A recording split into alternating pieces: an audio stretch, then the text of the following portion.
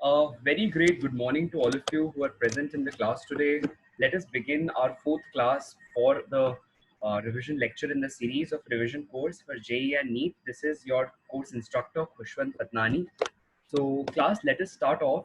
I think we have today with us almost all of you present in the class. In case you can hear my voice clearly, please raise your hand so that I'll know that my voice and video are clearly reaching you.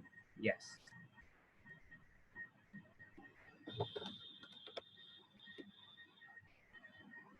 All right. So I see that everyone is clearly able to listen to me. How about you, Rituja, Shivani, and Mahila? Please raise your hand in case my voice is clear and my audio and video both are reaching you clearly.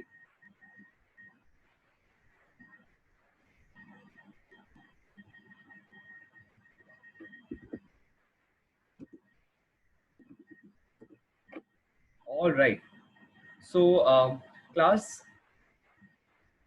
one important announcement for all of you. In case there are some of you who have, suppose because of some network issues or any issues, suppose in case you're not able to attend some part of the lecture, suppose because of a network issue, for in order to keep those disturbances or challenges at bay, I have put an arrangement for all of you that is on YouTube on the channel Physics with Fatnani. All these videos are available, right? All of you at any point of time can go and log into those videos and make sure that you are up to date with the syllabus coverage, right? So let us start with the session. Before we do, everyone, let us join for a short prayer and meditation before we begin. All of you, please join your hands, close your eyes. One by one, we'll have 3 deep breath sessions. Count 1. Deep breath in and a deep breath out. Allow yourself to smile. Come what may, let the smile stay. With a smile on a face, once again, breathe in. Slowly with a smile, breathe out.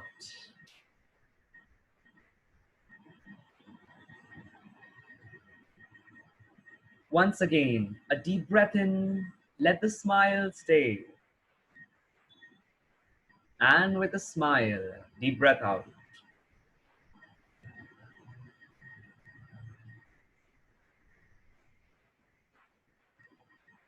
I'm remembering my gurus who have given me this knowledge.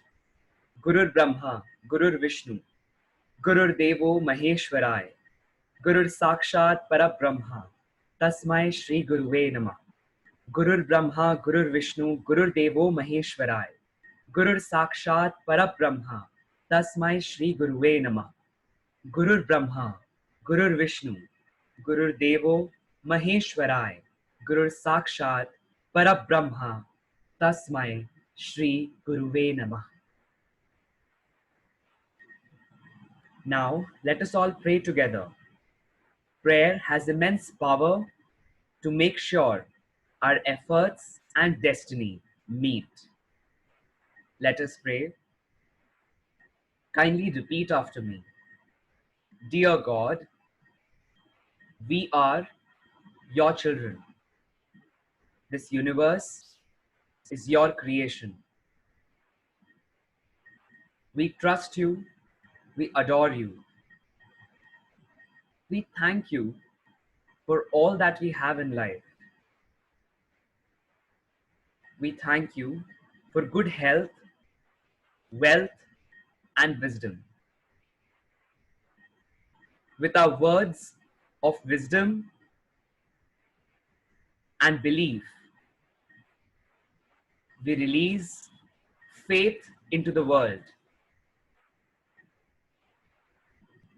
Your favor is on my health, career, education, finances, and my family.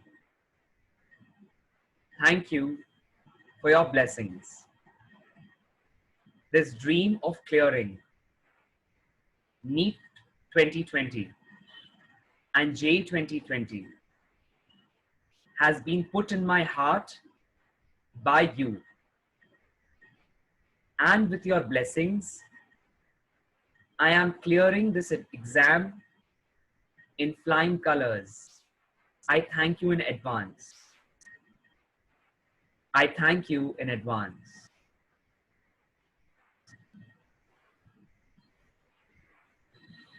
Slowly and steadily, with a smile on the face, you may open your eyes.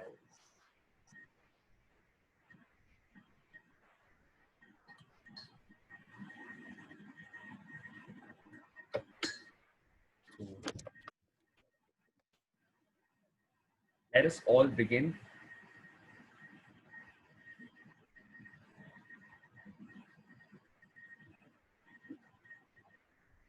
Those who had raised hands may bring their hands down. Thank you very much. Starting off with our session. So yesterday, we had covered topics like differentiation,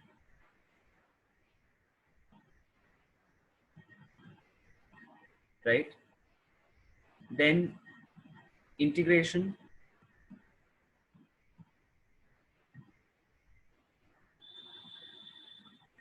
right? I'll be sending you all two assignments together. That is one with a basic practice of these mathematical tools like differentiation, integration, trigonometry, right? Then the other concepts of graphs we learned yesterday, right? Today, as I had said yesterday, we will be working on again some applications of differentiation and integration in the chapter kinematics. Before I begin with the mainstream kinematics, let me give you an overview of the chapter.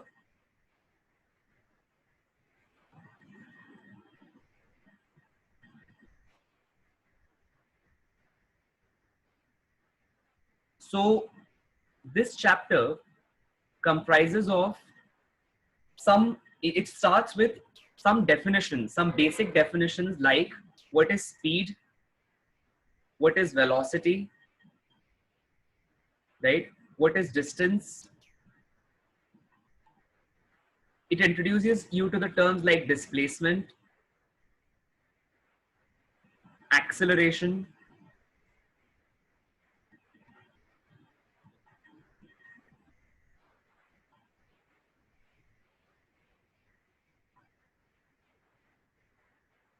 then it talks about average speed, average velocity,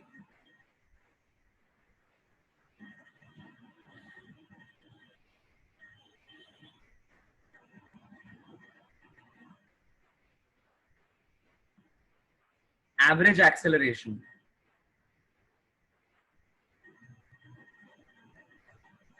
right? So these are some basic terms which the chapter introduces you in its introduction.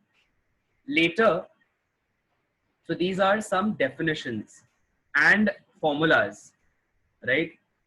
Which the chapter brings in front of you. Second is chapter talks about the involvement of three different equations of kinematics which work on the condition that acceleration is constant for a given motion, right? You all must be aware that is v is equal to u plus at, s is equal to ut plus half at square, v square is equal to u square plus 2as, right? The chapter talks about these. It introduces you to a concept called sign convention. So it can be called as a part of this itself. So in order to apply these equations, that is v is equal to u plus at, s is equal to ut plus half at square, v square is equal to u square plus 2as, there is a sign convention which the chapter talks about, right? Then the sign convention is very simple. All those quantities which are directed in the up towards top direction, right, and right direction. So I'm making 4 arrows first.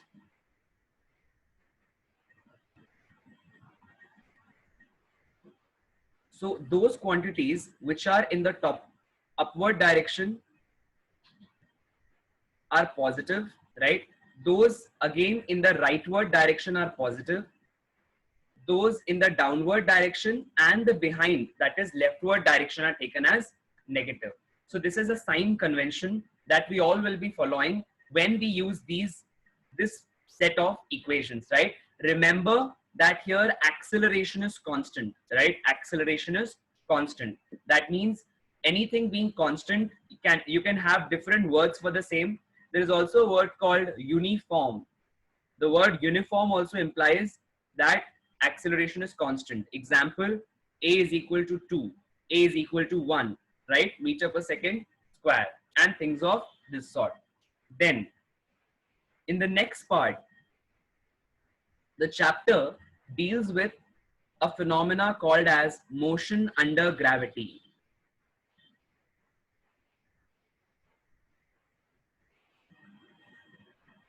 And some standard results.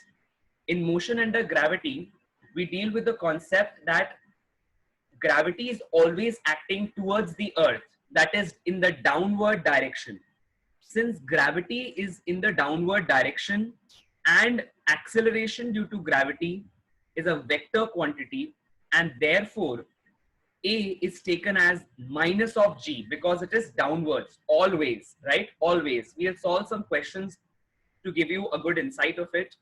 Later, something very, very important comes into play, that is the concept of variable acceleration. In fact, along with it, there is a concept called Galileo's law of odd numbers.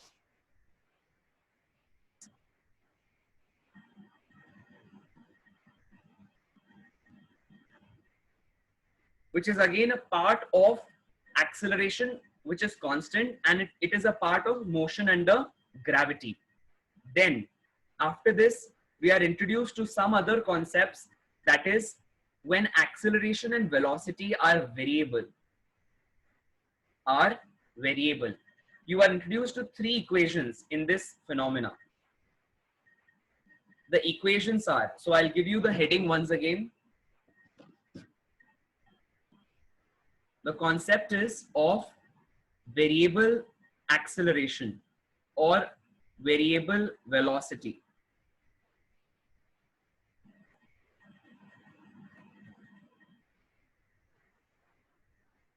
You get introduced to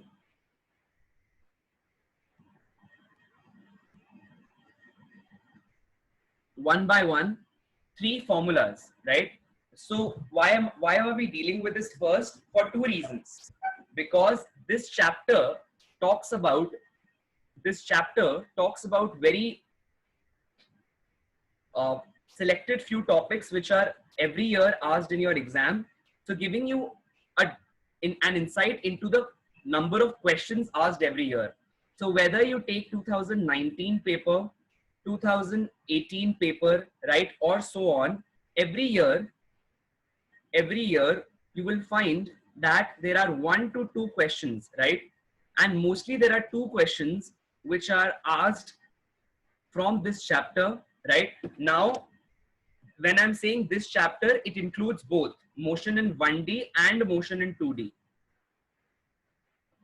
right? A very good impetus is given to vectors also. But before we do that, another good impetus or importance is given to the topic of variable acceleration and velocity, because they know that many students are apprehensive of like dealing with the concepts like differentiation and integration. a huge amount of like focus is given to this. So you should make sure that integration, differentiation topics of this sort form your strength, right? So coming ahead, giving you all the formula for the same, we have velocity. Remember in yesterday's class, when we were talking about velocity, I had told that velocity is nothing but rate of change of displacement.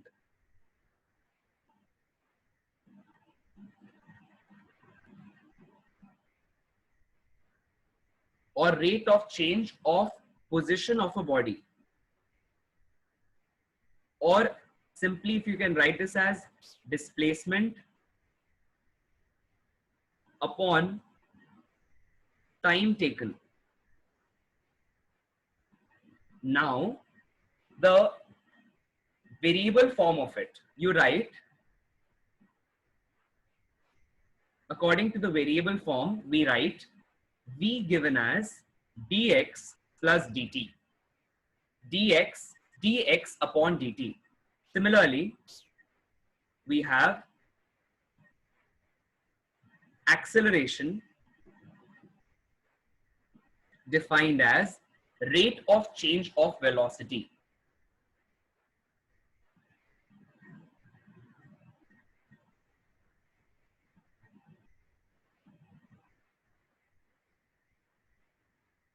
In today's class, we'll be more question focused, right? Because these are basic concepts which you all must have read a lot of times.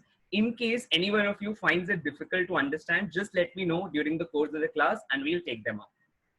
So you have acceleration A, right, given as dv upon dt, or I'll write it with the same ink, v given as, sorry, A given as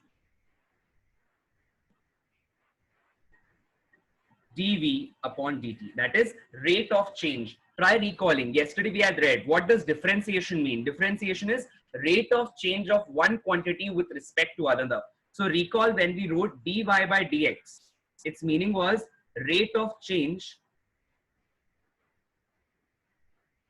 of y with respect to x, right? So this is how we understood about velocity and acceleration. But there is one more important formula which none of us should skip, and the formula goes this way.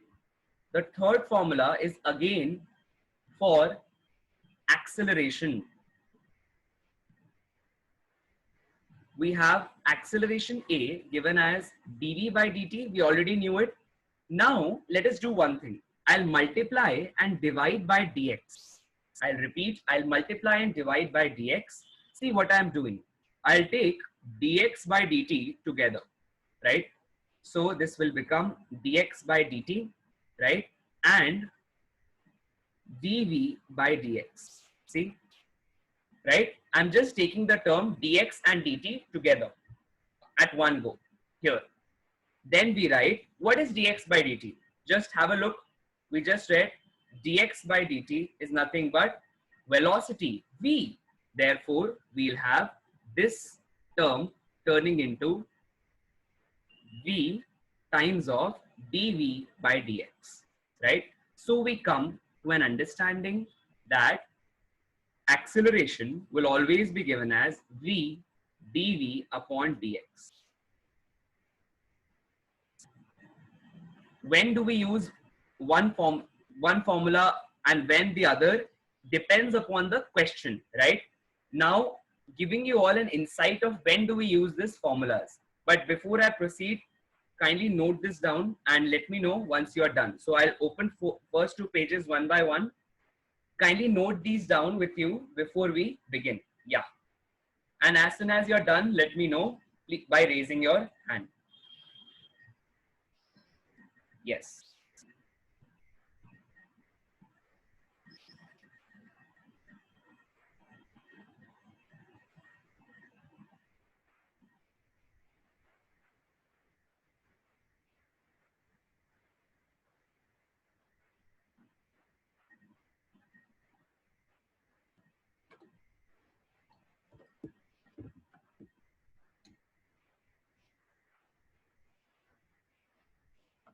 As you are done writing, kindly raise your hand so that I'll know that you have written, right? This is the case with chapter number 1. Similarly, we'll go for chapter number, page number 1. Similarly, we'll go for page number 2. So for the page number 1, as you're done writing, please raise your hand, right?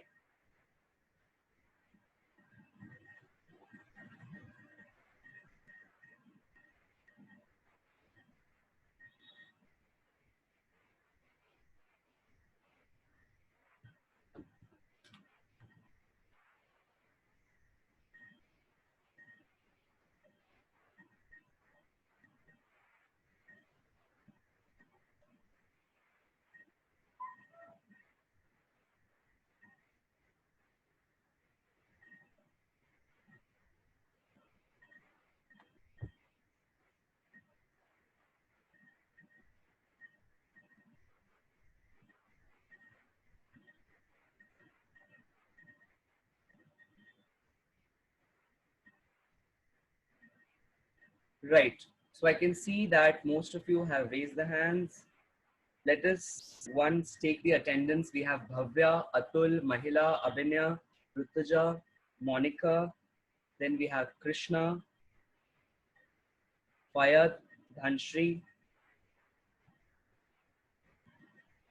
Then we have Shri, Manjunath. We also have Pratham, Rashad.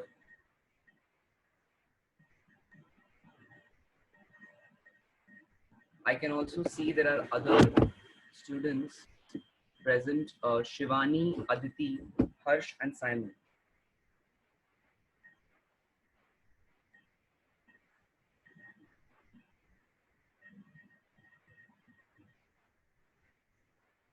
Okay, all right. Class, one small announcement. Please make sure that you are attending all the classes. I have observed that some of you attend the morning classes, whereas try to resist from the evening classes. But doing that is actually not much beneficial, because the entire course understanding depends upon how much you practice, not only just how many theory classes or morning classes you attend. It's also very important that you attend the evening practice sessions, so as to make sure these concepts are very well consolidated in your brains. Please do make sure that you attend the classes. Missing out on classes will take you nowhere, so do not run away from working hard. Yes, please raise your hands once you're writing with what I have written on the board. Yes, class. Second page. Once you're done writing with it, you may raise your hand. Yeah.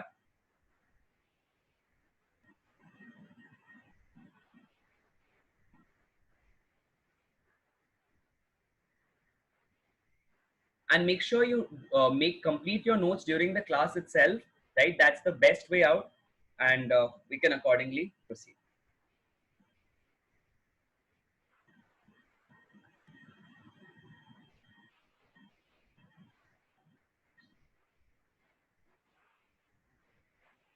I'll repeat. Please complete whatever is written on page number 2. Copy it down in your lecture notes. Once you are done, raise your hand so that I will know that you have done this work, right? In case you haven't completed it, you may put your hand down. In case you haven't completed it, you may put your hands down.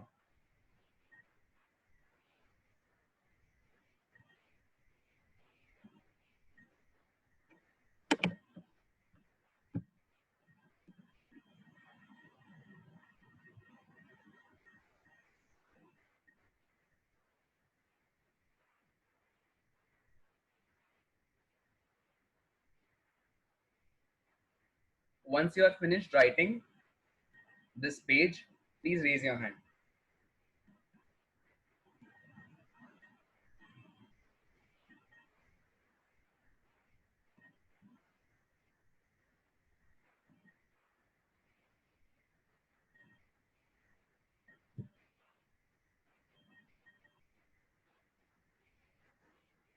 All right. Thank you, everyone. You can bring your hands down. So, coming on to the next topic, in fact the same topic, application based questions. How do you tackle questions of this sort, right? So let us start off with some questions from the past year papers which are based on these concepts, right?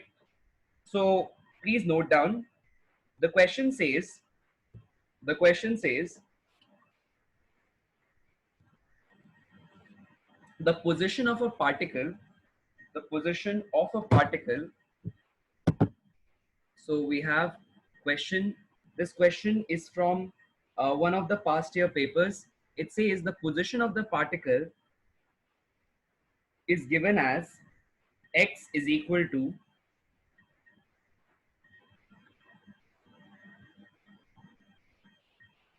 a t plus bt square.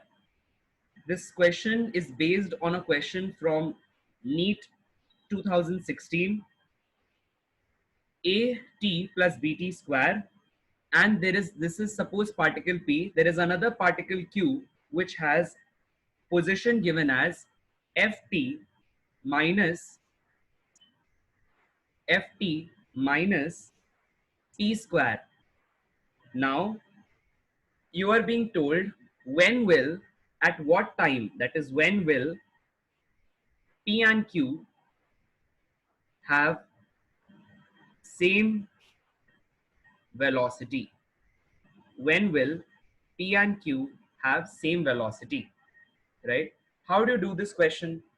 So we all have just read what, that there is something called as velocity, right? Which depends on which depends on displacement as v is equal to dx by dt, right?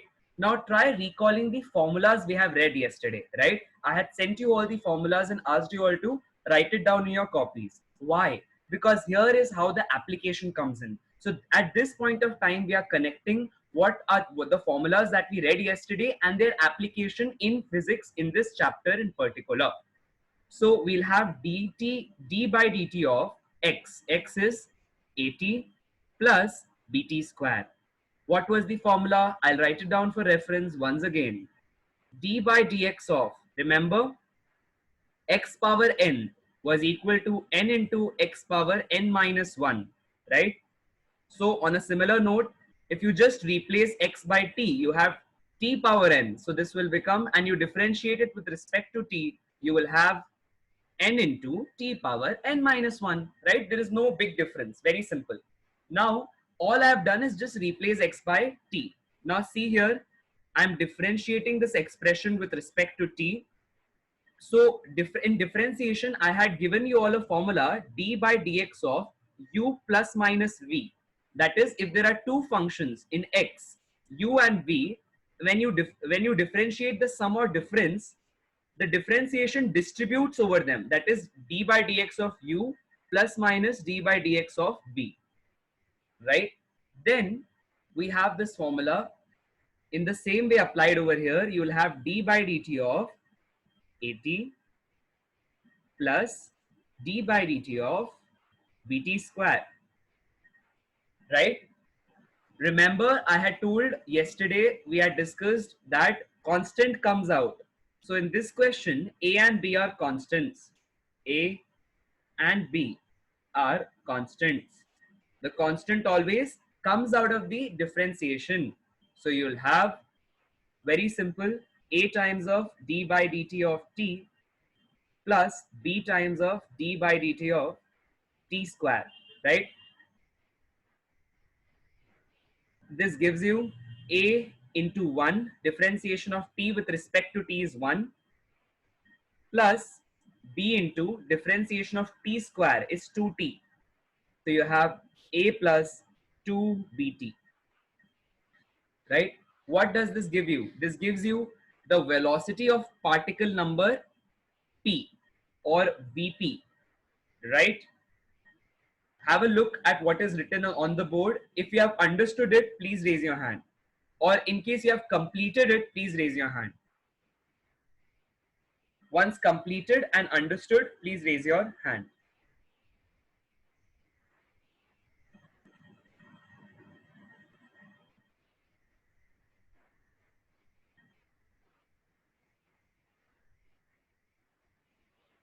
Once understood and completed, please raise your hand.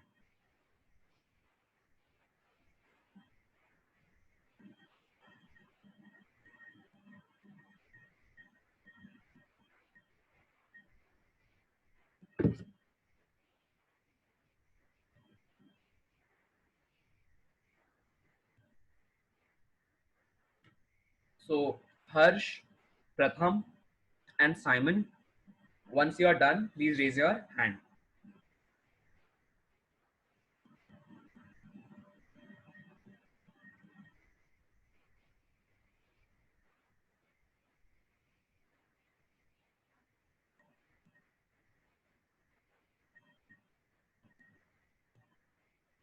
Right. So in a similar pattern, please quickly calculate what will be. So we got Vp, right? That is velocity of particle P is equal to AT plus A plus 2bt. So I write here the result we got A plus 2bt. Now you want to find out what is the velocity of particle number Q.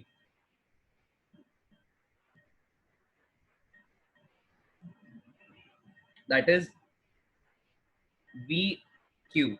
See here, Vq will be again dx by dt, but for Q, that is d by dt of, have a look, ft minus t square.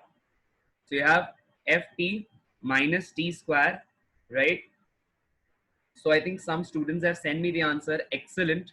The answer is absolutely correct. We have, this will be f times of d by dt of t minus d by dt of t square. That is equal to f minus 2t, right? Once you get this, what is the point asked in the question? Have a look. When will the two particles will have same velocity? Same velocity. Simple. All you need to do is equate Vp and Vq, right? Once you are done equating them, substitute the values. A plus 2bt is equal to f minus 2t, right? Solve this equation and bring t on one side. Try to make t as the subject, right? What is t equal to? You will get 2bt plus 2t is equal to f minus a, right? Calculate or take t common. You have 2 plus 2b is equal to f minus a, and therefore t is equal to f minus a whole by 2 times of 1 plus b, right? I'll, I'll rewrite it here. The answer is t is equal to f minus a whole by 2 times of 1 plus b.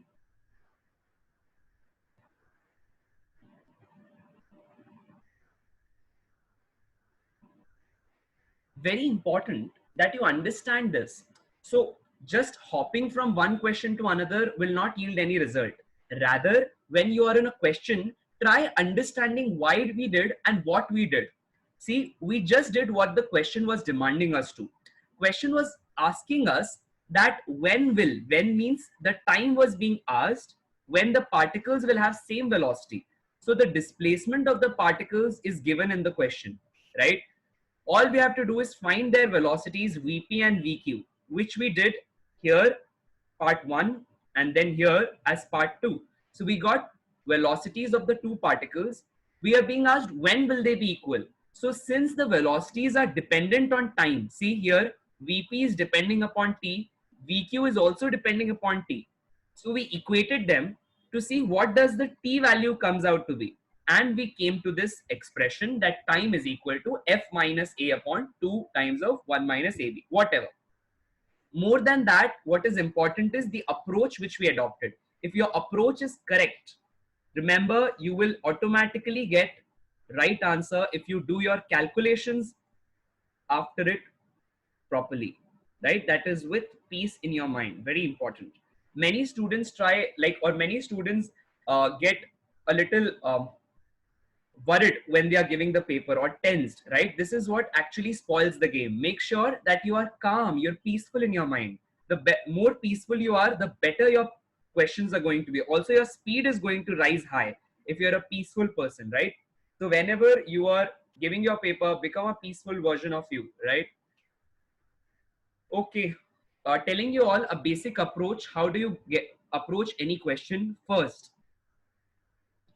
in any question, try to see what are the things given to you. Second, what is being asked from you, right?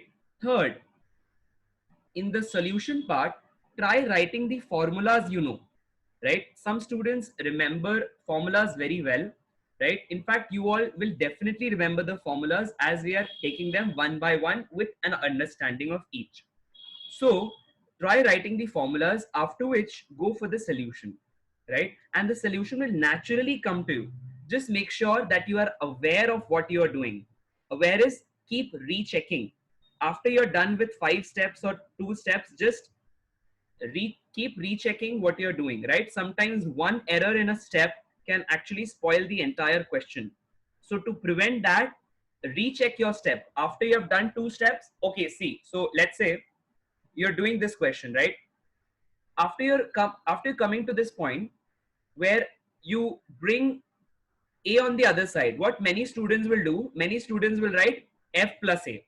Because why? See, a is plus here, f is also plus, right? So it should be a f plus a, and they'll end up spoiling the game.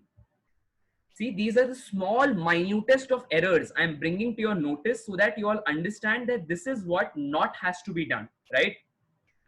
So that will come only when you're aware, only when you're not tensed, only when you're peaceful and calm in your approach towards the paper, right? All right. So after this quick brief insight, I would want you all to please write this down. This is your next step, that please verify, right? Keep rechecking. And the next step is please verify. Verify means, is this kind of answer even possible, right? Is the answer even possible, right? Try to check the feasibility. Let's say in some question you were asked to find out the distance between earth and moon, all right? And you got the distance as, after your tedious calculations, you got the distance as 6 kilometers.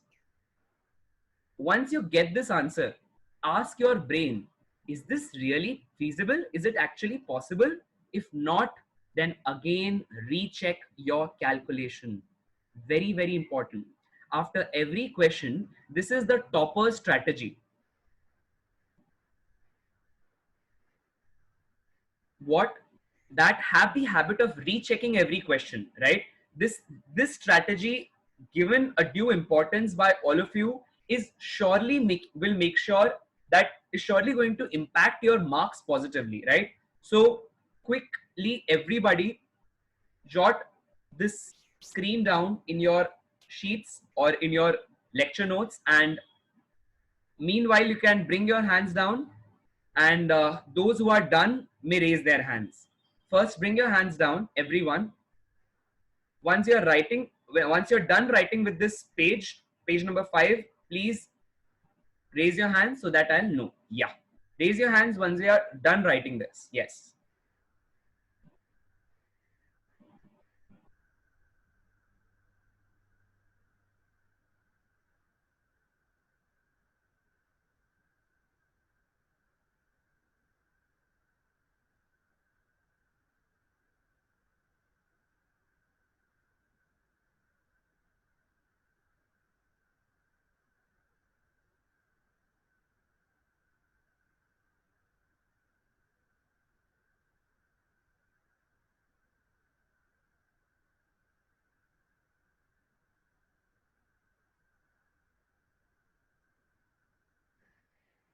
Right. So thank you all. You can bring your hands down. Now let us take one more question. The question says,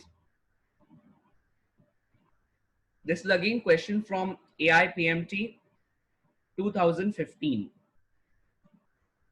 The question says, a particle of unit mass undergoes one-dimensional motion such that its velocity v is given as v is equal to beta times of x power minus 2n, right? You're being told that beta and n are constants, right? You are being asked find out acceleration as a function in x. Very simple question, direct application. I'll give you a hint if you all need, but first I will want you all to give it a try and let me know how would you try solving this question. Let us take the approach from Mahila. Yes, Mahila. So I'll be unmuting every one of you. Let me unmute Mahila and let's take her answer. Yes, Mahila, go ahead. I've unmuted you. Go ahead, tell me. What do you think should be the approach? I have given you some formulas of acceleration. Try telling me which formula would be applicable first. Yes, Mahila.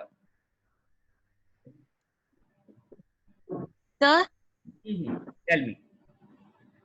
the dv by dx. See the formula again. Check the formula. A is equal to. Yes. Sir, v dv by dx. V dv by dx, right? So just stay alert. See, this is the alertness I'm talking about. Yes. Right? Great. All right.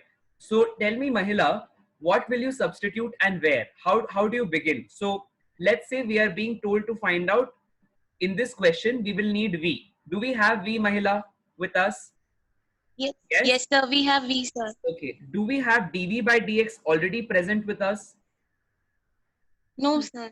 So what do we have to do? We have to calculate. We have to find dv by dx, sir. Yes, absolutely correct. So write the expression for V, beta into x power minus 2n, right? Yeah, yeah. Now, how do you calculate dv by dx? Just take differential on both sides. That is d by dx of d by dx.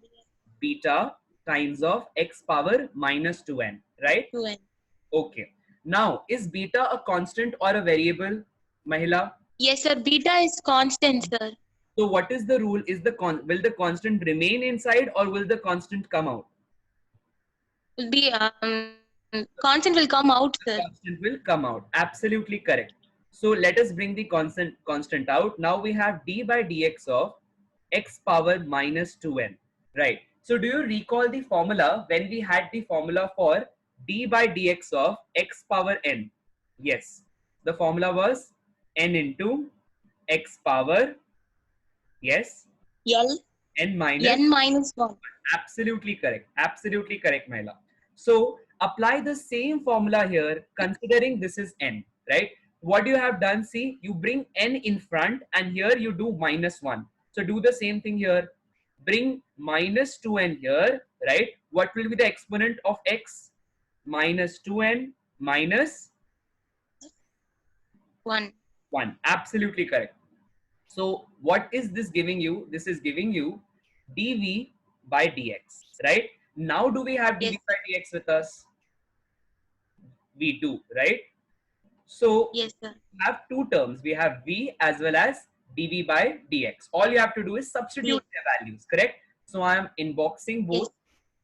First was the expression of velocity in terms of x, and second here is the expression of dv by dx in terms of x. All we have to do is substitute these expressions in the formula for acceleration, right, Mahila?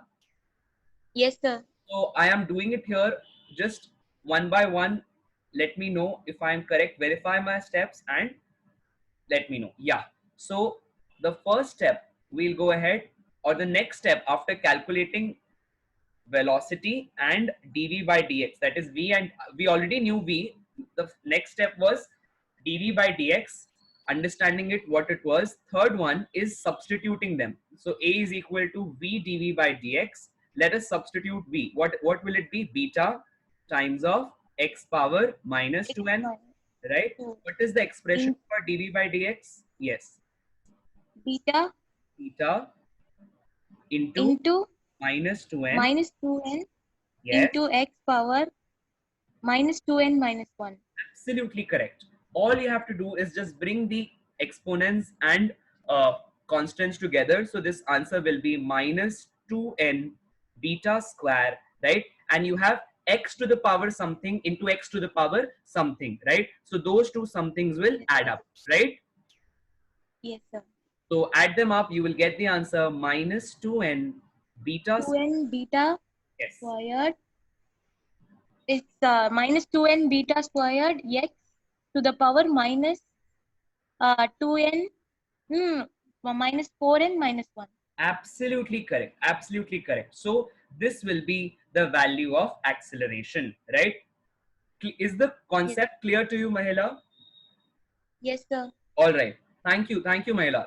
So everyone, those who have any kind of query in this approach, just let me know. Please raise your hand if you have any query in this approach. Yes.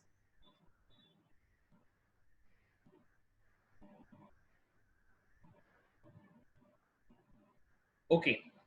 So I hope everyone is done writing. I'll still wait for some seconds so that you all can jot this down. Yes.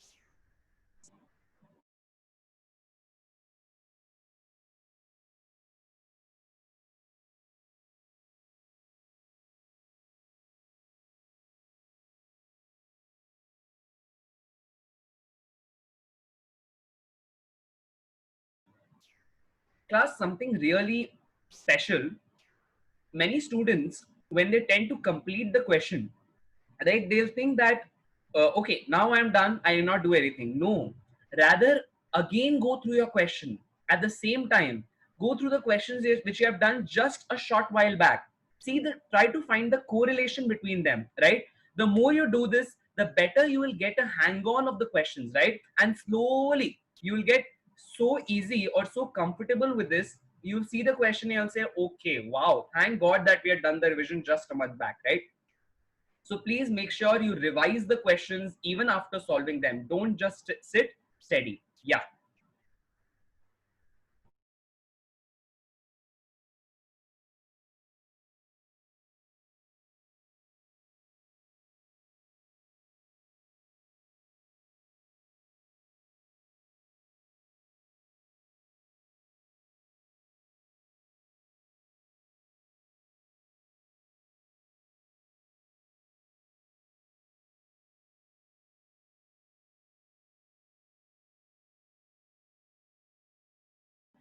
So let us move to the next question. This question is again based on the same concept from JEE 2019, right? The question says the position of a particle is given as a function of time. X is equal to at plus dt square minus ct cube. All right. You are being said that A, B, and C are constants. A, B, and C are constants. Then you are being asked that when does the particle attain zero acceleration? When does particle attain zero acceleration? Right? Actually, more than this, the question is asking you something else. So it's saying when the particle attains its maximum acceleration, at that point of time, find out its velocity. So when particle attains zero acceleration, find velocity. This question, a very similar question, was also asked in your NEET examination. See, that is why we are conducting both classes together, because both of the exams borrow from each other the kind or the variety of questions which they give students, right? So this is one of the variety of the student variety of the question given in the examination. In both examinations, you have got this question. I think this question was also somewhere in either NEET, either 2000, somewhere between 2017 and 19, somewhere you're got this kind of question, right? So how will you approach towards it? What will be your approach? See, let me take the answer from any one of you. Okay, Rutuja, would you like to answer? Rutuja, how will you like approach this question? I'm here to help, don't worry. Yes. Go ahead, Rutuja. So first we'll find velocity. Great. So That is first step. given. So first step is Rutuja is saying we have x, right? So in the question, in order to find out when the acceleration is zero, we need to get the expression for acceleration, and we know that it is dv by dt. Great. So in order to find, do we have v given in the question, Rutuja? V is v already No, given? no, but we can find from x. Yes, but we can find v, right? How do we do it? We can find v. We write. Tell me the expression, Rutuja. V equals to dx by dt. Dx by dt. So let's do this. D by dt of at plus bt square minus 3tq. Correct? Yes. Yes. So yes, Rutuja. Go ahead. Um, A Yeah. Now we'll write it directly. A plus plus 2bt 2bt minus minus 3ct square. 3ct square. Absolutely correct. Absolutely correct, Rutuja. Now, how do you go ahead with calculating acceleration from this? Can you tell everyone? Yes. A equals to dv by dt. A is equal to dv by dt. Just some time back, we have seen an insight into it, right? So this Yeah. will be d by dt of, yes, this A entire plus expression, 2bt minus 3ct square. right? So we'll have a plus 2bt minus 3t squares d by dt. Okay, what will be the answer? Acha, can you tell me, Rutuja, d by dt of a or a constant is given by always Sorry, sir. differentiation of a constant is 0. 0. Yes, absolutely correct. So how will you give acceleration? Tell me the answer. Acceleration a. So let us, I am, instead of, because a is both ways, so I'll just write acceleration is given by, yes, differentiation of a is equal to 0, right? Plus 2b 2b, yes. minus 3ct. See, once again, this is t square. So differentiation of t square, 6t differentiation of t square is 2t. Absolutely 2t. correct. So we have acceleration a is 2b minus 6ct. Try and verify this, Rutuja. Am I correct? See, Yeah. have we done it correctly? Just have a look one by one,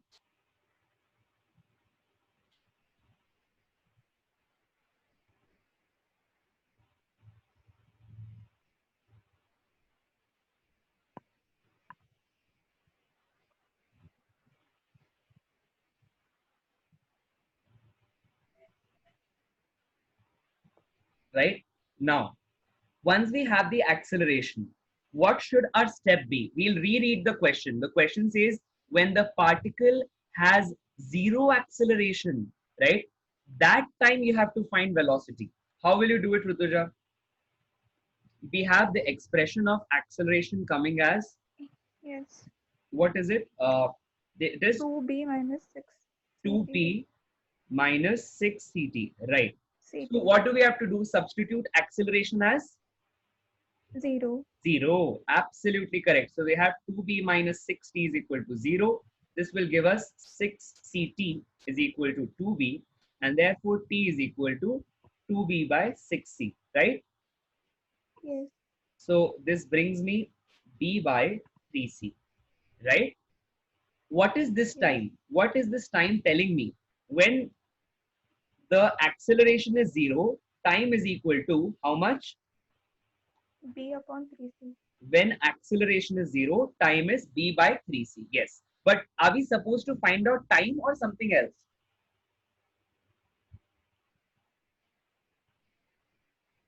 We are supposed to find out velocity, right? Velocity. Yes. So you have to find out when the time is this much and acceleration is 0, what is velocity, right, Rutuja? Yes. Yes. Yes, So sir. yes, great, excellent. So go ahead, tell me what is the expression for velocity. We just read it here.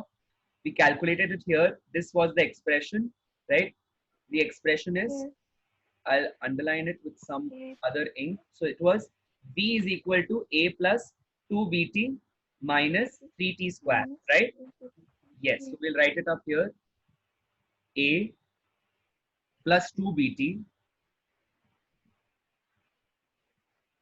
minus 3CT square minus 3CT square. This is the expression for velocity, right? Now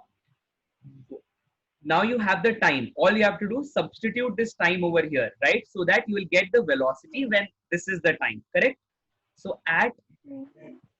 t is equal to b by 3c, velocity v is given as, yes, tell me, a plus 2b times of b by 3c, right? C. Yes. Okay. What will be the next step then? Minus 3c b Minus upon 3c the 3c whole square. b upon 3c the whole square. 3c the whole square. Yes, absolutely correct. Absolutely correct, Rituja. So you'll have a plus 2b square by 3c, right? After this, you'll have minus 3c into b square upon 9c square, right? Yes. This will again give you 3c here. So you'll have a plus 2, 2b square minus b square, that is singly b square upon 3c, right? So this is the expression for velocity. Am I right, Rutuja? Yes, sir. Verify it once, check it. Everyone will check it on their lecture notes if they have correctly been able to find out the velocity when the time is b by 3 or when acceleration is 0. Yes. Once you have understood class and once you have written it down, the question and the solution, please raise your hand. Yes. Thank you, Rutuja. Thank you very much. Thank you, sir. Please raise your hand once you are writing the done with writing the question and understanding it. Very important. Sir, this is Manjunath. Yes, Manjuna, tell me. Sir, I have a doubt. Sir, Yes. here we have used the formula of acceleration as dv by dt, Uh-huh. but in previous question we have used the formula of acceleration as v dv by dx, right? What Right. is the difference? Like, how will we know that when should we use the different form of formula? Absolutely correct. See, have a look at the expression. So coming back, so I really appreciate you, Manjunath, for this question because see, this is very important. See here, we have in question number, the question before this one, which where we tried, here velocity was given in terms of, yes, Manjunath, velocity was given in terms of Velocity was given in terms of displacement, x. x, right? Displacement, yeah. Yeah. Yeah. So in order to differentiate velocity, if it is in terms of time, you will have to have the formula dv by dt, right? If velocity is a Okay. function of time, you'll have to apply the formula dv by dt. But if velocity is in terms of displacement, you have to apply the formula v dv by dx. So I'll repeat. See here, we Okay. have been given velocity as a function in x. Okay, we have to find out Okay. acceleration. So you have only two formulas for acceleration. One is dv by dt, right? Yes, sir. And the other is v dv by dx, correct? Yes, sir. Now have a look here and try telling me that when you have the expression v is given in terms of x, which one is easier to go for? Should we go for form number 2 or form number 1? So form number 2. Right? It's obvious because velocity is given in terms of x. So taking second formula is a wiser approach. Now see this question, the one which we just solved. Here see displacement is given in terms of Displacement is given in terms of time. time. So we got displacement x is some function in time, right? So we have just Yes. one formula for velocity, we know, that is dx by dt. Here there lies no confusion, right? Yes, sir. So when we do that, see, we have got velocity as, I'll bring my spotlight to see. Here we have got velocity as a plus 2bt minus 3t square. So again, velocity is some function in t. Am I correct? Let us Yes, sir. take this as g of t. Now again, velocity is a function in time. So Now decide which formula for acceleration is better. Is it dv by dt or is it v dv by dx? Sir, dv by dt. dv by dt, right? Are the matters clear now? Yes, sir. Manjunath, yes, try explaining it to everyone in one or two lines. When do we use v dv by dx and when do we use dv by dt formula for acceleration? Yes, go ahead. In just a one line summary, what did you understand? Yes, go ahead. Sir, I understood that if the displacement, if the velocity is given in terms of displacement, then we will use the formula of acceleration as v dv by dx. And if the velocity is given in terms of time, then we use the formula of a is equals to a is equals to dv by dt.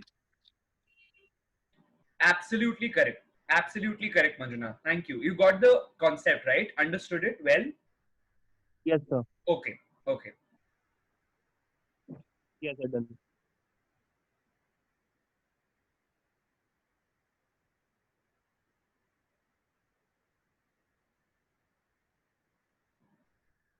So now let us move to the next part, right? Anyone, any doubts until here, please let me know. You may raise your hand and let me know. Others may bring their hands down. Others may bring their hands down. In case you have any query, just let me know until this point of time.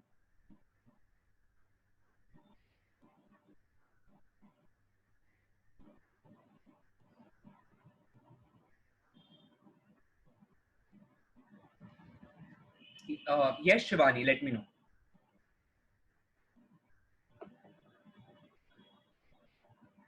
Yes, Shivani, you can speak. Tell me. You have raised your hand. You have a query, Shivani. Please tell me.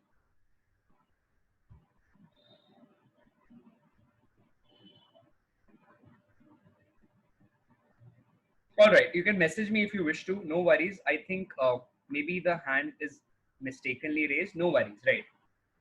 So class, after dealing with this concept, which we just dealt with, uh, I'll take one very significant question. So these were basically what we discussed now were the application of differentiation. Now let us see an application of integration in the questions. So for this, we are taking a question again from one of the past year papers, right? The question says, please jot it down with you. The question says,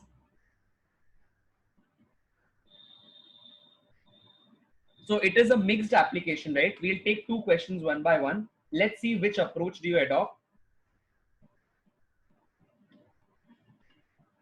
So the question is, a ball is thrown upwards. You have the question. The question is from again JEE 2019, right? The question says a ball is thrown upwards with an initial velocity v naught. See, listen to the word properly, right? Initial velocity. The word, whenever you hear this word, no, initial, it means at time t is equal to 0. Keep this in mind. I'll repeat. Whenever you come across this word initial, assign that property or quantity is that is the value of the velocity at t is equal to 0, right? So you're given at t is equal to 0, velocity is v naught, a ball is thrown upwards. The motion of the ball is affected by a drag force. Drag force is a force which will try to oppose the motion of the ball. Such a force is called as drag force. So it will oppose the motion. So drag force, the question says this, right? Question says that there is a drag force which is trying to oppose the motion of the ball, and the force is given as the value of drag force is given as m gamma v square, where m is the mass of the ball, right? Gamma is some constant,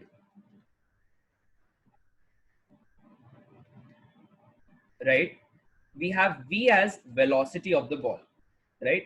At any given time t.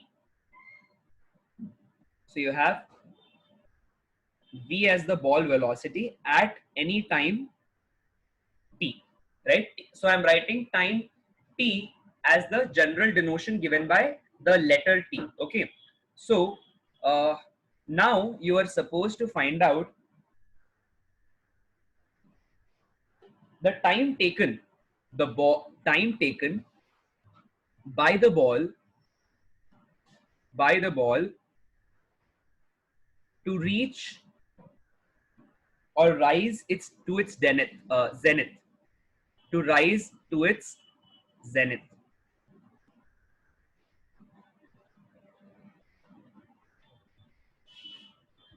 I'll clarify what zenith is. So in this chapter, one dimensional motion, you have a concept. I'll bring the concept once again to the floor for everyone. So the concept says whenever you give velocity to any object in the upward direction, what happens is the object will go in the upward direction, right? And then come back in the downward direction, right? But before the object changes its direction of velocity, I will repeat, before the object changes its direction of velocity momentarily, when the object is at its zenith, I am writing here, when the object is at its zenith.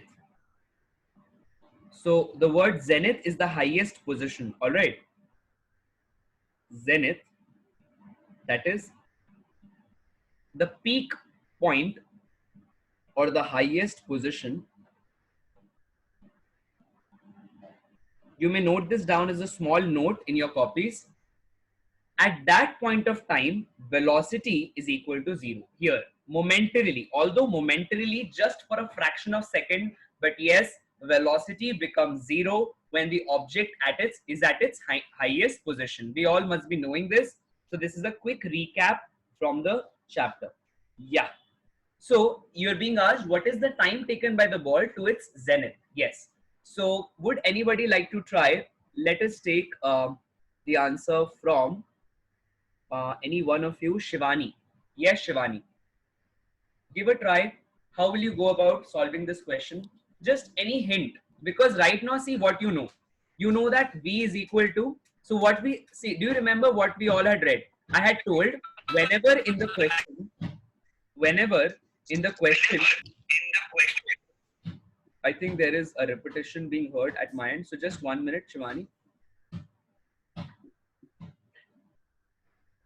So whenever in the question, we all have this expression. See, try remembering, what did I say? Write what is given. Write what needs to be found out. Write what is the formula known. And then everything will become as easy as ABC for all of you. Right? So, Shivani, you may put your mic on mute. Just 1 minute. Let me finish. Then we'll take your answer. Right? Yes, sir. So, you have been given here that drag force F is equal to m into gamma times of V square. Many students tend to get confused. Oh my God, m, gamma, what is this? Relax, nothing happens. These are just constants. All you need to take care of is that force is directly proportional to V square. What will come next, we'll see, don't worry. Then you are being asked the time. You're being asked the time when the object is at its highest position. And the secret we know is that at its highest position, velocity is 0. So we have to find out time when V is equal to 0. But in the last questions, we were directly given either the expressions for displacement or expression for velocity, etc. Here, nothing is given. Here, simply F is given equal to m lambda V square. So let us recall the formulas we know. We know a formula A is equal to V dV by dx, right? See, I can see that somewhere velocity is also coming, somewhere x is also coming. We have another formula, A is equal to dV by dt. Here, velocity is coming and time is coming. And here, I need to find out time when velocity is 0. So that that gives me a hint that somewhere or the other, I have to bring the second formula into use. I'll repeat again. How did I conclude? In the question, you have to find out time when velocity is 0. How will you do it? Only when you have a relation between velocity and time, right? Therefore, I concluded that somewhere or the other, I have to bring this second formula into motion. But, Hari, this formula has acceleration in it. But in the question, what is given is force. Okay. So let me think. Is there a way we can relate force and acceleration? Yes, we can. Now, Shivani, go ahead. Tell me what is the relation between force and acceleration. Yes, Shivani. If force is equals to ma. Yes, absolutely correct. We have force is equal to mass into acceleration, which we read in the chapter, which we have read in the chapter, laws of motion. Absolutely correct. And what have you been given the value of this force? Mass into lambda into v square. Right, Shivani? Yes, sir. So how will you find out A from this? Tell me. A is equal to lambda into v square, right? Correct? Yes, sir. Now, what is that we have to find out? We have to find out time when v is 0. This is possible only when we have a relation between v and t, right, Shivani? Yes. So tell me, which formula would you use for acceleration? dv by dt Sir, or v minus v dv by dx? Which formula?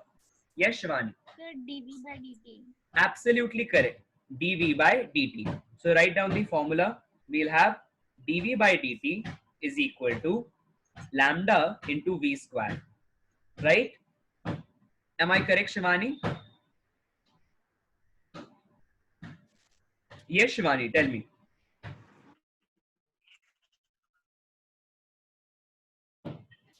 All right. So, Sir, yeah, tell me. 2 gamma v. Okay. Shivani, no worries. I think there is some network issue. No worries, Shivani. You can just simply send your approach by chat. Don't worry. I'll dictate it to the class. No worries. So have a look, everyone. What do you do after this? This is the point. Now I have dv by dt is equal to lambda times v square, and I'm supposed to find out what v is, right? I can cite one thing. Here I have dv and here I have v square. So what is the approach of solving the questions? Such questions. So basically such question you should know is an application of integration. Is an application of integration.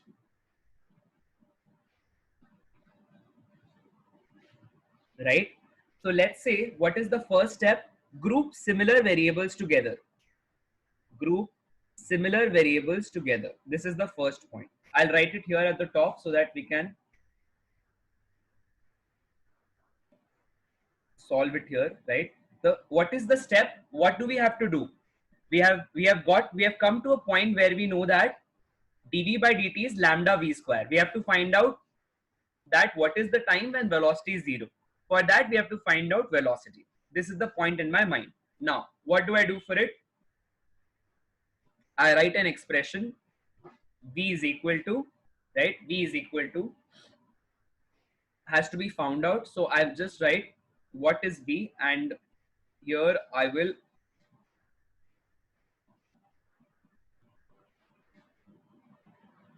write the approach. So let us say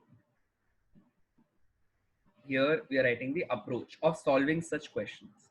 The first point is group similar variables together. Group similar variables together.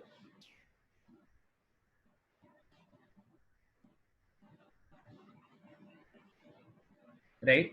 Then what is the next step? Let us do it first here. So we'll have dv, bring v square along with it, right? Take dt on the other side. This is the step number 1, right? The second step, integrate both sides. Integrate both sides, all right? Just give me a second, class.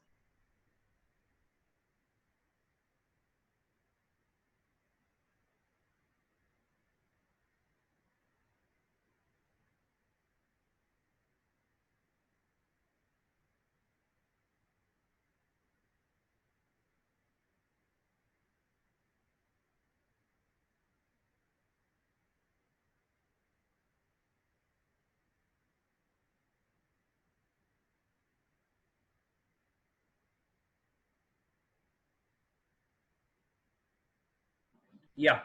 So what we have to do is integrate both sides, right? How will you integrate it? See the step. I'll write it here. Step number 2, right?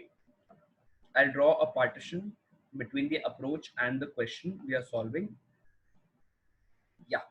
So we'll have here, take integration on both sides. That is dv upon v square integration is equal to integration of lambda dt. Correct?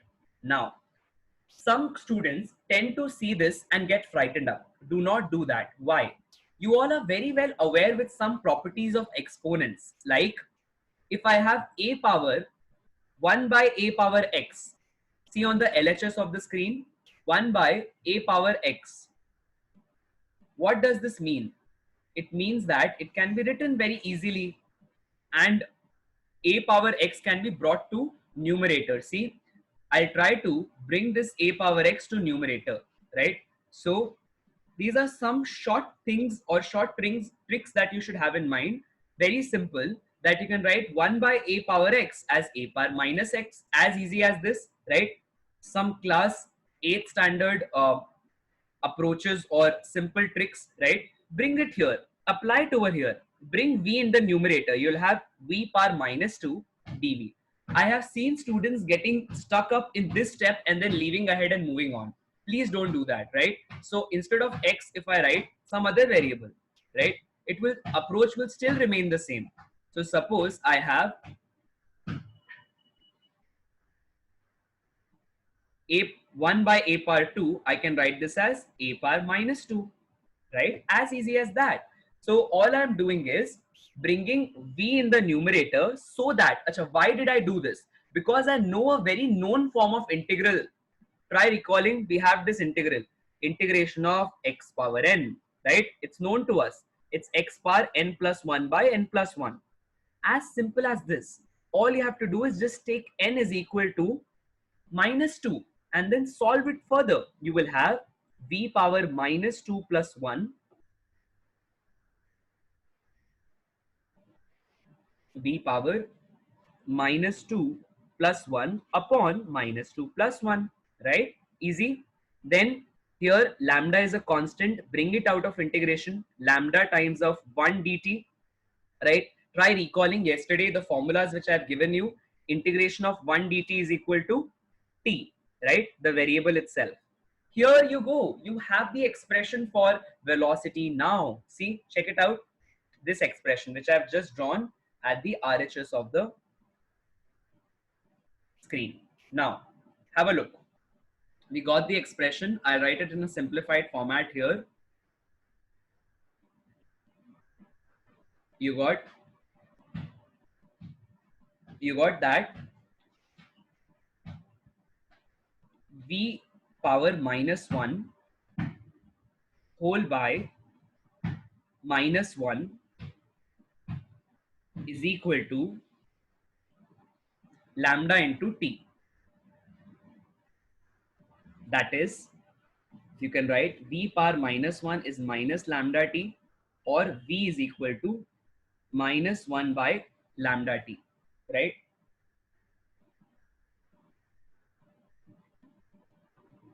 Now, very important is that we have just integrated without taking any limits. It's very important that whenever in the question you are given with limits, we'll go for them. So see, in the question it was given, remember the question it was given at t is equal to 0, v is equal to v naught, right? So it becomes imperative to apply this limit whenever we are solving this question, right? Also class, here there is one huge mistake involved in the question, inherent mistake. I'll want you all to understand what did we do wrong in this process. Now I'm telling you there is something inherent mistake that we have done in this question. Why and what is it? I'll tell you after the break. Let's take a short break. You have 4 minutes or you have 5 minutes of time. We'll meet back at 10:30. There is something that I've not considered. I'll give you a hint. there is something that I have not considered in the question. If for your convenience, I'll tell you the question again. The question says that a ball is thrown upwards in gravity, right? It goes upwards and comes down, right? You have to find out at what time is the body at its zenith or highest point. There is something we can get this answer only when net f is equal to m lambda v square. That is the net amount of force. Try thinking, is there any other force acting on the ball when it is going upwards apart from drag force? See here, we considered one force, right? That is drag force. Try thinking, is there any other force that is acting on the ball? See, I'm writing it here. Is there any other force acting on the ball?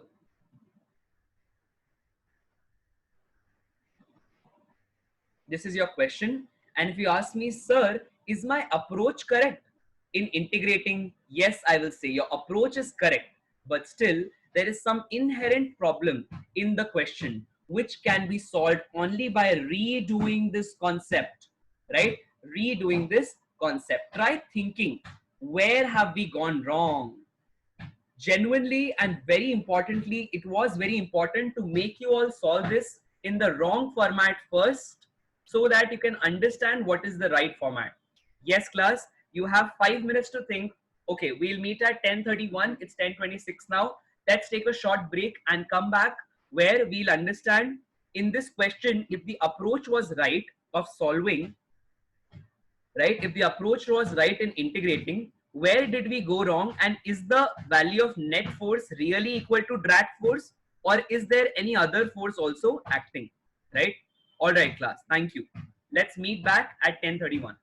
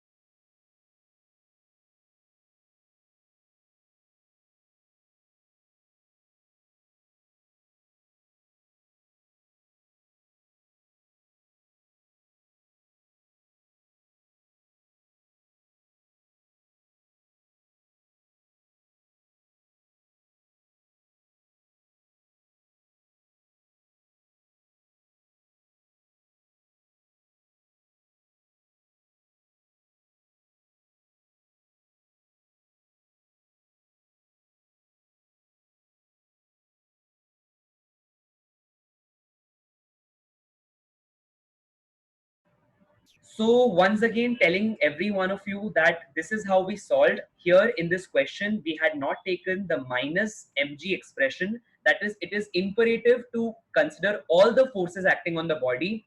So what we did is we took a force which is downward in the direction, that is mg, apart from the drag force given in the question. We took the sum of the two, right? Then we wrote F net is ma is equal to this expression, acceleration given by g plus gamma times of v square. We wrote the expression for the formula for the acceleration as dv by dt given as this. Then try recalling, we said that first step is group the similar variables, second step is integrate on both sides, third step is apply the limits, right? So we applied the limits here. See, initially at t is equal to 0, velocity was v naught. At t is equal to tz, velocity is v0. We applied that expression. Then we solve this integral in order to get the final answer. Please remember this as one of the integration formulas. Integration of 1 by x square plus a square given as 1 by a tan inverse of x by a, right? So now let us move to the next part, right? So class, yes, somebody wants to ask something. Yeah, tell me. Yes, Atul. So can we use the formula v equals to u plus at? So just try recalling here, Atul. When is the formula for v is equal to u plus at applicable? See, v is equal to u plus at is applicable only when acceleration is constant. So here in our case, is the acceleration constant or is it varying? See, try checking. I'll just bring the question. And that is an excellent question, Atul. Excellent question. I really appreciate you for the same. See, acceleration. Now, have a look, everyone, right? This is not just Atul. Every one of you should understand this, that why did we not use E is equal to U plus AT? Yes, this is a valid question. Anybody should ask this. I was wondering that why does this question not come until this point? See, V is equal to U plus AT is an established formula. Why not use it here?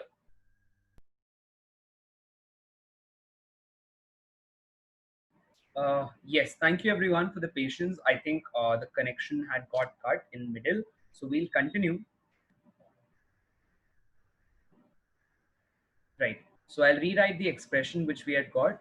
We had got F is equal to ma is equal to m gamma v square plus mg, both in the downward direction, so minus. So from here we had got a is equal to minus, or we'll take it the other way, minus a is equal to gamma, or if we write g plus gamma v square, right? Now the question was, why did we not use v is equal to u plus at expression to solve this question?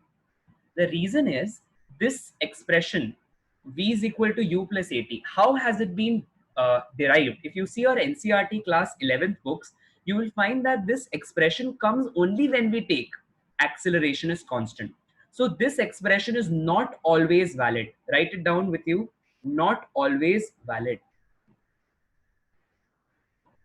I'll write it even clearly. So this expression is not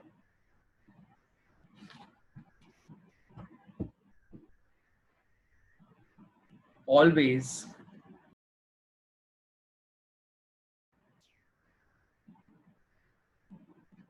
so as I was saying, the expression v is equal to u plus at is only valid on the condition that acceleration is constant. Acceleration is constant. If acceleration is not constant, then this no longer remains true, right? So we had expression a is equal to g minus a is equal to g plus gamma v square. So tell me one thing, Atul, if I change the value of v, right? If I change the value of v, then will a change? Tell me, what will happen to it? Yes, Atul. Yes, Atul, tell me. What do you think? What will happen if v So, Atul, try answering this. That why do you think now what will happen to acceleration if v changes? We have acceleration a given as gamma v square plus g, right, with a negative sign. What do you think? Will acceleration change if v changes? Yes, sir. Acceleration will also change, sir. Acceleration will change. Yes, this is here. This is why we are reaching to this understanding that this acceleration is changeable and it depends on velocity. That how is the acceleration changing? Am I correct? Yes, sir. Right? And as this ball is going upwards, what is happening? Understand this thing in depth. See, if the ball is going upwards and there is some force acting on the ball downwards, what do you think should happen to the velocity? It has been thrown with a velocity v naught. Naturally, what should happen? If somebody, let's say I have anything, let's say this pen, okay, so this pen is trying to go up, but then I am trying to pull this pen down, right? So what will happen to its velocity? Will it try to uh, will the velocity decrease or will it increase when I'm applying a force in the downward direction? Decrease. Decrease, right? So Yes. the velocity will decrease. This itself is becomes the point, like the data given in the question that the velocity becoming zero is actually testimony to the fact that the opposing force acting on the ball is actually contributing to reducing its velocity, correct? The Yes, opposing sir. force is contributing to reducing its velocity, and reducing its velocity, what does that mean? That velocity is definitely changing, yes or no? Right? Velocity is changing, Yes. v naught to zero. Now, since velocity is changing, therefore a is also changing because a depends on that velocity. So we have a is variable and no longer a remains constant. No Yes, sir. longer Thank you. a constant. Am I clear? Yes, sir. Right? Therefore, you cannot use the formula v is equal to u plus v is equal to u plus at in this or in this condition. Are we clear, Atul, with this concept? Yes. Yes, Right. sir. All right. Anybody else in the class, please let me know if you have any queries with regard to what we have studied in particular in this question or anything that we have read in the class today. Yes. Anyone? Anyone? In case there is any query, just let me know. Yeah. So this is something very beautiful, right? Acceleration constant, v is equal to u plus at. Acceleration not constant, a is equal to dv by dt. As simple as that, right? In fact, this formula, what we had derived or what we have understood, dv, v is equal to u plus at, even this comes from dv by dt. A is equal to dv by dt, right? See, a is equal to dv by dt, right? It is given that at t is equal to 0, particle has velocity v is equal to u, and at t is equal to t, particle has velocity v is equal to v. Now find out what is this v velocity, right? So what will you do? You will write a, see this here, how I'm deriving this expression. A is equal to dv by dt, right? Then you will write dv is equal to a dt, correct? A is a constant. Take integration on both sides, just as we did. Group some variables together, integrate both sides, take the limits. Limits are at t is equal to 0, velocity is u. At t is equal to t, velocity is v. Integration of 1 with respect to v will be equal to v, right? So you'll write v here. Then apply the limits for v, u to v. Then a is a constant. See, very important. When a is constant, we are giving the condition when a is constant, find out the velocity from this expression. So you'll have a is a constant. So any constant will come outside the integral, right? Integral sign. So here bring this outside the integration. So this will become a times of integral of 1 dt from 0 to t. Meanwhile here substitute the limits, b minus u is equal to a times of integral of 1 is t. Take the limits from 0 to t. You have v minus u is equal to a into t minus 0. So you get v is equal to u plus at. In fact, this is how things work.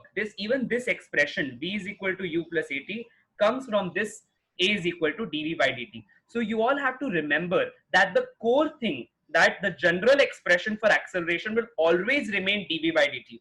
From that expression we derived v dv by dx. From that expression we derived v is equal to ut, and so on and so forth, right? So that formula a is equal to dv by dt remains constant as such, always, everywhere, applicable everywhere, right? Yes, class. Anything anybody else want to convey, ask, any query, please let me know. Yeah. Yes, class. So once you let me know, we'll accordingly go ahead. Yes.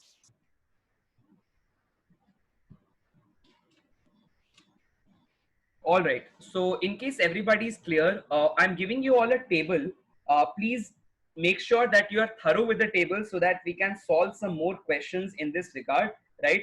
Some more past year questions. So just to tell you all that the entire chapter of kinematics has a very huge weightage on these type of problems which we have just solved in the class today. The assignment which I'll be sending you all will consist of such problems, such questions, and some more questions, some basic questions based on integration, differentiation, and the other mathematical tools which we have discussed in the last class. Giving you all a very important crux. See, suppose we have a ball which is thrown from the ground. It is going to a point, right, and coming back in the downward direction. For such a ball, if the initial velocity is u, I'm giving you some important results, right, which you all should make sure are present in your notes. So the topic is motion under gravity. Motion under gravity. For solving such questions, again, three equations will be applicable. Which three?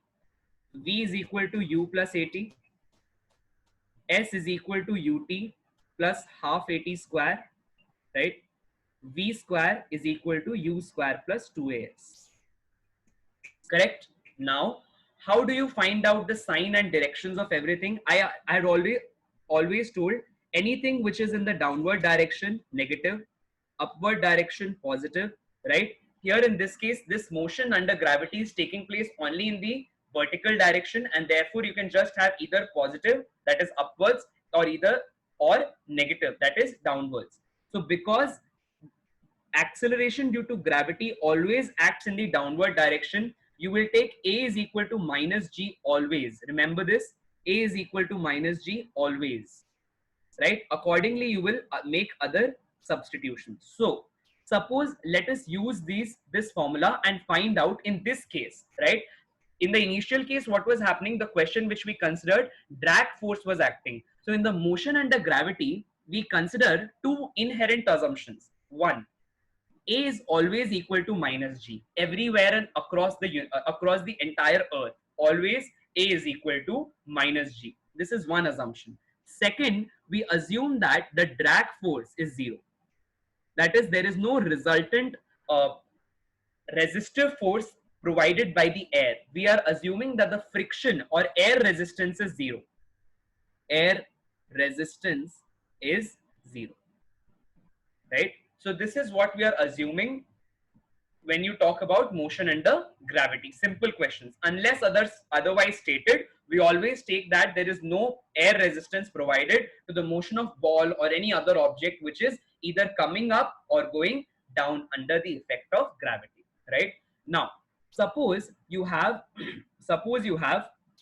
uh, one of the questions, or one of the questions in the same format, that you have thrown a ball upwards, right, with velocity u naught. At what time will it reach its zenith? At what time will it reach its zenith? All right. So in order to understand or apply this, you will write the same formula. You will try to recall what happens at the zenith. At the zenith, see the LHS of the screen. At the zenith, velocity of the ball becomes zero, right? So you will write v is equal to u plus at, right? Why have I written this expression now? Some students also get confused that how, or they are entangled in the question that, sir, how did you select one of the equations? There are so many, three equations. So I'll say there are just three equations. There are not so many equations. Out of the three equations, you have to choose just one. How? Depends on what you need, right? So in this question, you are supposed to find out what is the time when the particle reaches its top. Whenever you have this point, no, remember at the top velocity is zero, unless otherwise given in the question. So here the velocity at the highest point is becoming zero. So what does this mean? I need an expression where I have v and t together. See, which all expressions have v and t together? Only the first expression, right? Therefore, we are selecting the first expression. This is just an example. You will have all such questions. Just try to see what is being asked and which of the equations is satisfying what is being asked, right? So you'll be able to like build your approach ahead. So you have v is equal to u plus at. At topmost point, v is equal to 0. Given that initial velocity u is equal to v naught in the upward direction. So I will take this as plus v naught. Very important. Plus of, instead of a, we had just learned that a is acting in the downward direction, acceleration due to gravity. So we'll take this as minus g into how much time? Let's say it takes time tz, right? T zenith. So we'll have gt or gtz is equal to u naught. This gives us tz is equal to u naught by g, right? This brings us to a very important understanding of the expression time taken by a ball to reach from the ground such that it was thrown with velocity u naught. The time taken by to reach the ball to its highest position before coming down, that time is given by u naught by g. Remember this as a quick dodging, right?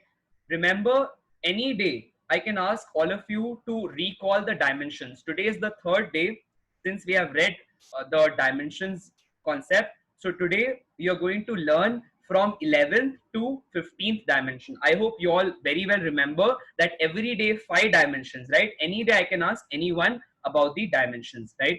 Please keep doing that. The more you revise dimensions, the better you will get a hang of those questions. So you don't have to leave that when you're doing this, right?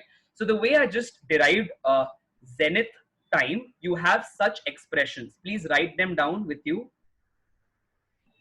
related to motion in 1D, which become very handy when you're solving a question in the exam. Okay, so I have a point here. So in the last years, in the last few years question papers, if you'll see, you will not find many questions from 1D motion. Most of the questions are either from 2D or are from this expression of the ones which we discussed just now. That is variable acceleration, dv by dt, v is equal to dx by dt, right? So I have a hunch that perhaps it is possible that this year you might get some question from this motion in 1D, right? Maybe in one of the shifts of JEE or maybe in the NEET examination. So stay prepared, all right? So please write these down with you. Stay prepared because you may get such questions in this year's paper. So I'll give this a double star, right? For a motion of the ball which has been floated upwards or thrown upwards, you have some key points. First key point is that the motion is symmetric. The motion is symmetric. What does it mean? The amount of time and height which is being covered in the ascent, this is called ascent. Ascent means going upwards. Ascent is the same as the amount of time and height coming down in the descent. It is symmetric, right? Please jot it down with you, descent. So descent and ascent time and height are in proportion, or basically they are in symmetricity with each other. So coming to the next point, the time taken to reach the highest point or zenith point, Tz, is given as, we have just derived u naught by g, where u naught is the initial velocity of throwing the ball upwards. Similarly, if the time to reach the topmost point, see here, if the time to reach the topmost point is u naught by g, how much will be the time to come down if the motion is symmetric? The time will be again u naught by g. Absolutely correct if you have thought in this direction. And that total time is called as time of flight. It's called as time of flight. It's given as 2u naught by g. 2u naught by g. Please note it down with you. Similarly, if you try to find out using the second expression, this one, right, that what is the, or maybe the last expression, see, we have a ball being thrown upwards. Suppose we want to find out what is the height that the ball will reach. Let us take this expression, v square is equal to u square plus 2as, right? So suppose the height it travels is h, right? So the displacement of the ball in the upward direction, or s, will be taken as plus h. Why plus h? Because the displacement is in the upward direction, right? So we'll have s is equal to plus h. Let's take that. When the ball reaches here, what happens? Its velocity becomes 0. So I'm considering the ascent part. So what will happen? I want to find out what is the height attained by the ball, or you can also call it as maximum height attained by the ball. When will it happen? The height when the velocity becomes 0. When will the velocity become 0? At the topmost point, right? So you will have in this question, the final velocity becoming 0, initial velocity being plus u naught because it is in the upward direction, right? Plus 2 times of acceleration is acting in the downward direction. So a is equal to minus g, right? S is equal to plus g, u is equal to plus u naught because the ball is thrown in the upwards direction. Here you will write plus h. So you'll have the expression u square is equal, u naught square is equal to 2gh, right? Or you will have h is equal to u naught square by 2g. So what is this giving you? This is giving you the expression for maximum height achieved by the ball which is thrown with the velocity u naught from the ground. I will repeat, maximum height achieved by the ball which is reaching the height, which is reaching some point, right? So what is that height if the ball has been thrown with velocity u naught? So you have that height, let us write it here, h max given as u naught square, or u naught square by 2g, right? Please jot it down everyone here, right? Okay, kindly write it down. Once you are done writing this, please raise your hand, right?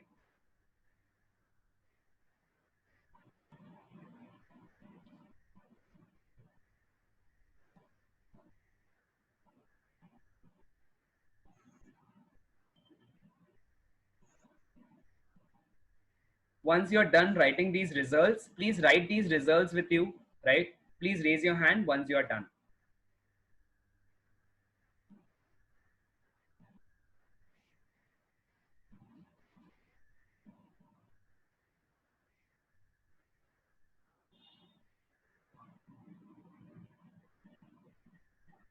Right? Please write these results with you. And also the approach. Please do write the approach. How have I solved it? How have I assumed that S is equal to plus H, A is equal to minus G, V is equal to plus U naught, right? These are the points that you need to keep in mind while solving the questions. So today, in yesterday's class, if you can recall that I'd given you all a question, V is equal to sine theta plus root 3 cos theta, right? The question was to find out the maximum or minimum value of the curve. So we had revised that at the maximum or minima, dy by d theta is equal to 0. So dy by d theta is equal to cos theta plus root 3. Differentiation of cos theta is minus sine theta, right? Now at the maxima or at the minima, dy by d theta is equal to 0. right? So I had equated, so we equated to 0. This will give us cos theta is equal to root 3 sine theta, right? Therefore, tan theta comes out to be 1 by root 3. What is this expression? This expression is giving us value of theta as 30 degree when dy by d theta is 0. That is either maxima is achieved or minima is achieved, right? How do you find out now whether it's maxima or minima? In order to find that out, what you will do, I'll jot it down here. This is the continuation from yesterday's class, right?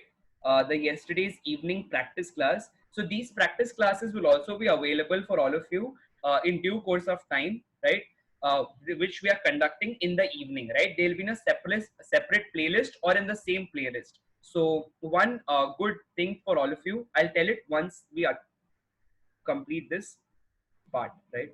So have a look, everyone. We had dy by d theta. We from y we calculated dy by d theta. We equated it to 0. Why? Because we had to find that point where y is becoming maximum or minimum. Now let's see whether this y, the value which we got, so at y is equal to theta, y will have some value, right? At 30 degree. Let's see what is that value. That value is sine of 30 degree plus root 3 into cos of 30 degree. So this brings us 1 by 2 plus root 3 into root 3 by 2, which gives us 1 by 2 plus 3 by 2, that is equal to 2. So the expression of y is equal to 2, or the value y is equal to 2, whether it is y maxima or y minima, how do you find out? How to find this out, right? So for that, we had sought out an expression, try recalling that at maxima, and at minima, both places, dy by d theta is 0. So that is there. But how do you find out whether it's maxima or minima? So the differentiating feature was that at maxima, d2y by d theta square, it was negative. That is, second differential was negative, whereas second differential was positive at minima. So in order to have that, we'll take in order to check that, we'll take y is equal to sine theta plus root 3 cos theta. We differentiated it to get dy by d theta, which we got as cos theta minus root 3 sine theta, right? We equated it to 0 to get that dy by d theta is becoming 0 at theta is equal to 30 degree, and we got y is equal to 2. Now to find out whether this y is equal to 2 is y maximum or y minimum, we have a trick, and the trick is differentiate it again, right? Because now we know that the second differential is negative for y maxima and the second differential is positive for y minima.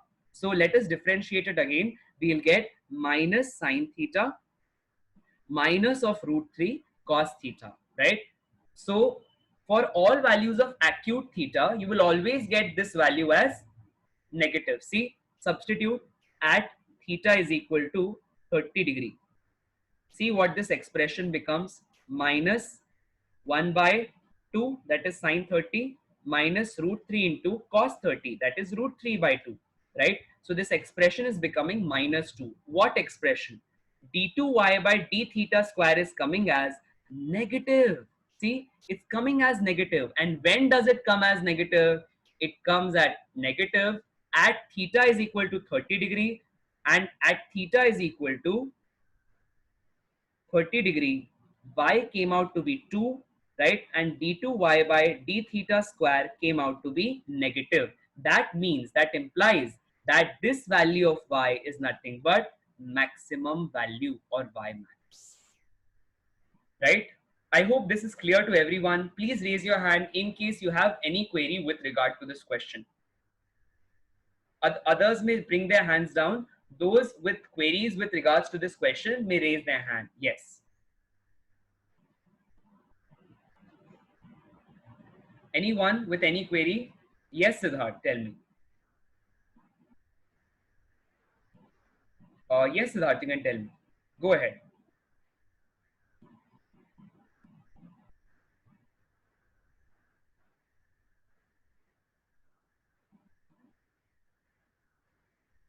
So, okay. So the question is clear to all of you.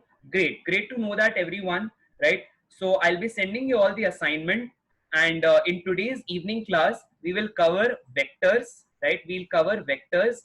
Again, vectors is a very, very, very important point, especially when it comes to JEE examination. So there are high chances questions from vectors may appear in your NEET examination this year. So for both JEE and NEET students, this covering this topic becomes imperative, right? So we'll cover vectors and some important results and the questions that were asked in the past years from motion in a 2D. So this way we'll be completing the chapter motion in a 2D and vectors along with the discussion of assignment in today's class. Right? I think there were some questions that remained from the assignment 2 days ago. Everything will be recorded in the form of a video and will be available for all of you. You all are always welcome to visit the channel, right? Physics with Fatnani. Make sure you all will subscribe to it, like, comment, right? As the thing goes, do subscribe, like, and comment. Not for me, but for the students across the country who might come and access these like classes for their benefit for the coming examination, right? So please do that, right? Do make sure you subscribe to it so that as soon as I'm done recording with the assignment, or some assignment classes are already recorded, so all of them will be put on the YouTube channel, right? So yeah, this is what we are going to cover today, the discussion of assignment, motion in a 2D and vectors in the evening class. Thank you everyone, and thanks a lot for attending the session. I will in case there are any queries, let me know. Anyone? Yes, class. Okay. So in case you're done, thank you very much, all of you. Let us log off for the session. In case you have any queries, just put them to me. Make sure you're solving the National Test Agency's mock paper every day. Make a habit, take just 1 hour, right? Suppose in the morning from 5 to 6, 7 to 8, or maybe in the afternoon, say from 1 to 2. Take 1 hour and do solve one physics paper every day, right? Make it a habit, one past year paper every day. Any queries, put them to me on WhatsApp. We'll discuss in the evening classes with all of you, right? So let us meet today in the evening classes. Thank you once again. Thank you all. Thank you. Thank you, sir. Thanks a lot, everyone. Thank you. Let us meet today in the evening class and discuss your queries. Thank you.